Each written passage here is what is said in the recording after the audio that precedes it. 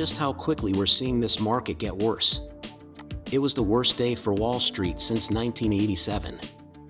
Leadership or policies and technologies that are good for the world move forward. This comes from BlackRock over and over again. They say that gun makers should do more to protect American lives, which seems like a step in the right direction. Companies said they would make things safer, but so far, working with authoritarian states has done the same thing. We are giving BlackRock money without knowing it, and we have made it our duty to help lower that over time. Putting out its numbers this morning. About 1.2% of shares are down. But what about expectations? That's what that business is all about, but it seems to be. Are you interested in making money without doing anything by selling automatically on Bybit? I'd like to share something interesting with you that's free. You don't even have to sit in front of your computer all day to follow my trades. Just click on the link below. You can also see how much money I make every month from trading by clicking the link in the description. Making money at your own pace is what it's all about. Look it over. We are going to talk about the possibility of this case.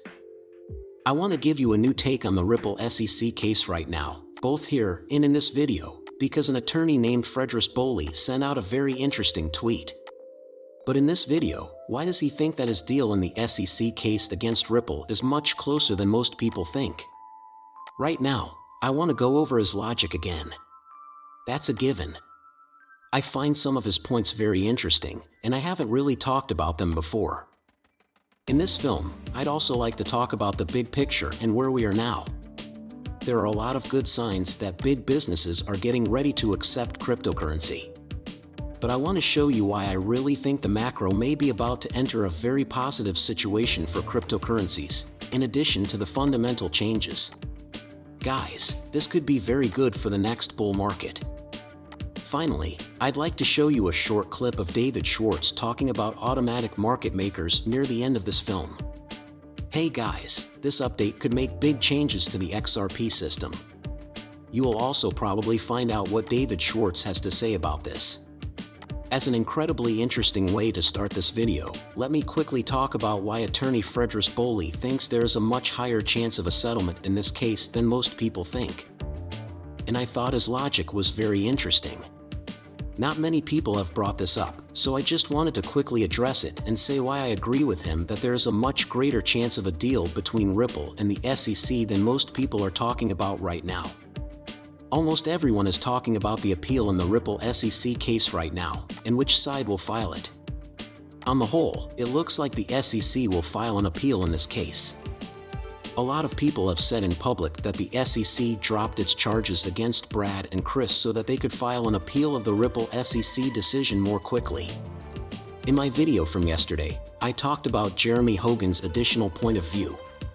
In it, he said that he really thinks Ripple will file an appeal of the decision.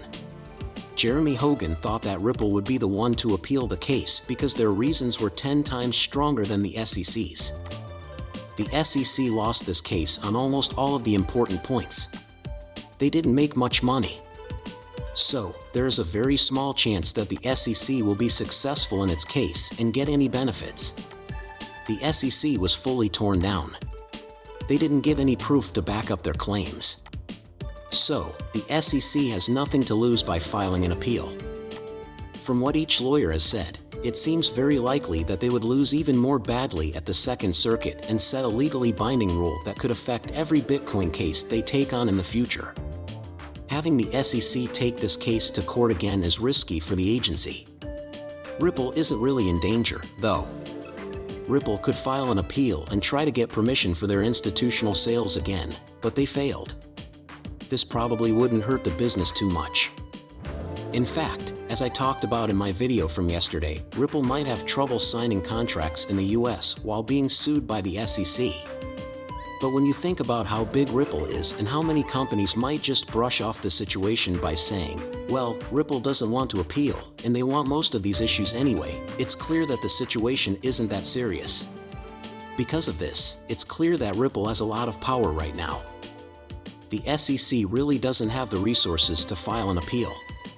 They are going to get a kick in the butt. Ripple can, and they might be able to win even more than they have so far. Let us look at what the SEC has now. The SEC has now made $770 million from sales to institutions. In the event that Ripple files an appeal, the SEC may no longer have to deal with this. The SEC could easily win this case but lose in every other important place where Ripple sells XRP. This would be very bad for the government. Even though the SEC had a bad day today, they aren't really losing a lot. At least one of the 3 Ripple sales groups went to them. Being able to claim wins still meant that they had $770 million to play with. But the only way to be sure of that is to settle the disagreement with Ripple. If they don't come to an agreement in favor of Ripple, there's still a good chance that the company will be able to sell to this group of institutions and avoid losing any money. Also, lawyers Jeremy Hogan and Frederick Bully think that's a very likely explanation. They also think that Ripple will win the case without a doubt. The SEC has no choice but to settle the case, which would mean that Ripple would have to pay a small portion of the payment and register institutional sales. Besides that, Ripple would never have to worry about the SEC charging them again for any XRP deals. I only brought this up because a lot of people on Twitter have a completely different view than mine right now. A lot of people are trying to make the SEC look bad, but they don't have any evidence to support their claims. However, if you look at both sides' points of view, you can see that the SEC is in a very bad spot right now. Ripple will still have all the power in this case because it has all the information and proof. As of right now, Ripple has all the power, so the SEC needs to try to get out of this mess as soon as possible. It seems likely that the SEC will be the one pushing for the settlement of this case. I don't think Ripple cares too much if they have to go to court because they have already shown that they can win this case at any point. For 2 days now, lawyers Frederick Bully and Jeremy Hogan have been stressing that the SEC is the one who has really made things tough for itself. Before I play the David Schwartz tape where he talks about automatic market makers, I'll quickly go over the macro. It's been a few days since I showed you a lot of basic news that has been affecting the cryptocurrency business. I want to quickly go over the macro. Companies like BlackRock are talking about how blockchain technology could be used to send money around the world. Some of the biggest banks in the world could wipe out the spot price of Bitcoin on the market by offering Bitcoin spot ETFs. This would cause its value to rise sharply.